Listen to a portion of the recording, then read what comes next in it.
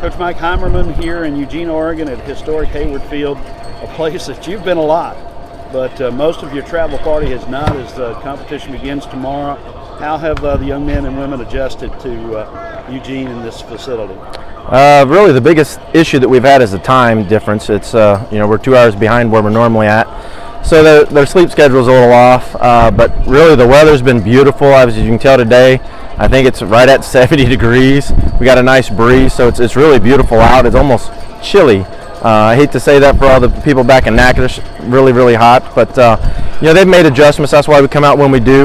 There was a lot of jet lag on us Monday, but we got through that, and then today's been a lot better. The bodies are actually responding to the things we're wanting to do, and tomorrow we kick off the competition, so I think we'll be ready to roll. All right, tomorrow the men go at it.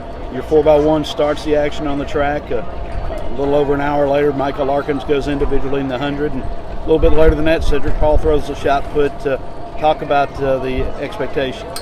Well, I know the sprints crew has some very high expectations, as I do for them, but I think the men, as long as we get a smooth stick transition and all four of the relay exchanges, I think they're going to have some fireworks. Even in lane 8 out there, I think they're going to do enough to move on to the finals. And then Michael Larkins, as long as he doesn't sleep in the blocks too much, and he's been working the blocks a lot the last couple of weeks, he should move in, knocking on some wood. But those 4 guys have been looking really good, so it wouldn't be crazy for me to say that they're going to move into the semifinals. But that's why we're out here, and we have to run the races and do everything to see if we make it. So I'm hoping that those guys do. But like I said, it shouldn't be out of their realm to do it. But it should be exciting to watch to get to see that relay. They're going for a school record, if not tomorrow, hopefully in the finals. But anytime we run, we're going out there full blast. You can't throttle it against this style of competition. So every race is full out. And then a little bit later tomorrow evening, Cedric Paul throws a shot, which we're excited. Really for him to get here, it's kind of a surprise, not a huge surprise, but a surprise to make it here. Wasn't surprised for him to throw a PR at regionals, but for that throw to make it in with the weather conditions, I'm ecstatic. Like I said, this meet is the biggest meet of the year for all of our athletes. So to get here is an accomplishment. He's going to go out there and get in the mix. He's had some really good practices the last 2 weeks, so we're going to go out there and have some fun and see what happens. Okay, Coach, I'm going to take the camera away from you and kind of pan around Hayward Field and give the folks an idea of what you have here.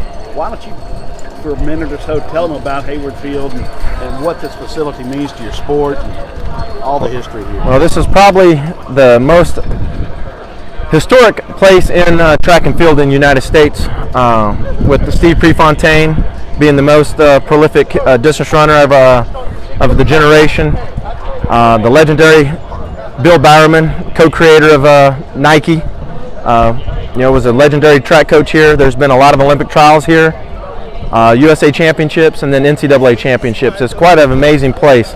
I think this facility right now holds probably around 15,000 as it's set up now. For the Olympic trials, they put seats around 30, and they pack it full. So it's quite impressive. And this will be the last meet with this configuration before they get ready to start demolition in less than a month and drop 200 million.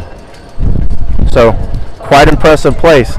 If anybody hits that lottery, we could do that in Natchitoches, so at the Walter P. Lede Track Complex.